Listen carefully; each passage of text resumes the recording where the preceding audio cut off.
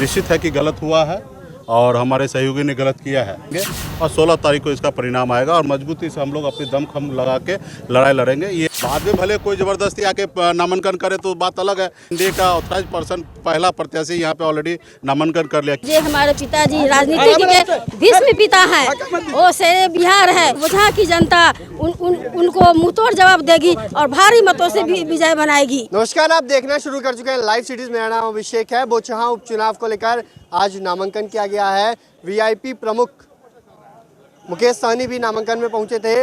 VIP प्रत्याशी रमई राम की बेटी डॉक्टर गीता देवी ने आज अपना नामांकन किया है। इस दौरान उनके साथ कई समर्थक पहुंचे थे और मंत्री मुकेश सहनी भी इस नामांकन में पहुंचे थे। उन्होंने कई सारी बातों को कहा है। वहीं उन्होंने कहा है कि उनका प्रत्याशी जीतेगा और उन्होंने कहा है कि 16 तारीख को सभी को पता चल जाएगा कि क्या होता है। उसके बाद क्षेत्र की जनता से आशीर्वाद भी लिया जाएगा। तो क्या कुछ कह रहे हैं मुकेश सहनी और उनके प्रत्याशी, आप वो सुनिए। हमारे स्वर्गीय मुसाफिर पासवान जी का निधन होने के बाद सीट खाली हुआ है और मजबूती से ये सीट पर वीआईपी को लड़ना था और हम लड़ भी रहे हैं। मजबूती से हमारा प्रत्याशी नामांकन किए हैं। अभी हमारे सहयोगी ने भी निर्णय लिया कि हम चुनाव लड़ेंगे, तो निश्चित तौर पे चुनाव लड़ने के लिए किसी को कोई मना तो नहीं किया जा सकता है, लेकिन ये निश्चित है कि गलत हुआ है और हमारे सहयोगी ने गलत किया है। तो अभी बोचहां के जनता मालिक है, उनके बीच में हम लोग अपनी बात को रखेंगे और एनडीए गठबंधन का धर्म हमारे साथी ने नहीं निभाया। ये सभी बातों को हम लोग जनता के बीच में रखेंगे और जनता निर्णय लेंगे और 16 तारीख को इसका परिणाम आएगा और मजबूती से हम लोग अपनी दमखम लगा के लड़ाई लड़ेंगे। यह देश दुनिया जब से बना है पर धरती या आज़ादी के बाद हमेशा गरीब, पिछड़ा, दलित ऐसे लोगों को हमेशा लोगों ने परेशान किया है और यहाँ पे भी लोगों ने इसी तरीके वही सोच के परेशान कर रहा है कि गरीब पिछड़ा का बेटा आगे ना बढ़ जाए। आज 11 सीट का हिस्सेदारी ले रहा, कल 21 का ना ले ले या 51 का हिस्सेदारी ना ले ले।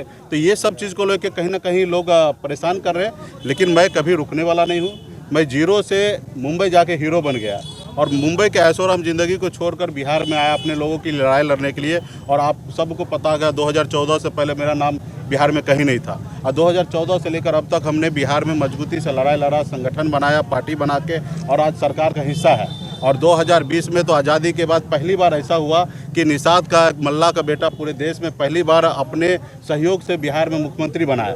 तो ये ताकत, ये एहसास हमने बिहार के निषादों को दिला दिया कि निषाद कुछ भी कर सकता है। तो यहाँ पे वो भी आप बोचहां में देखिएगा कि हर जाति धर्म के लोग मजबूती से लड़ेंगे। और आपको हमारे जो प्रत्याशी है रमई राम जी की सुपुत्री है, रमई राम जी ने 9 बार यहाँ से चुनाव जीते हैं और जनता के बीच में बहुत काम किए और इस बार जनता ने उनकी बेटी को आशीर्वाद निश्चित होंगे और मजबूती तौर पे हम लोग विजय होंगे। आप मुजफ्फरपुर से प्रभारी मंत्री भी हैं, आपके सहयोगी दल इस्तीफा चाहते हैं, देंगे?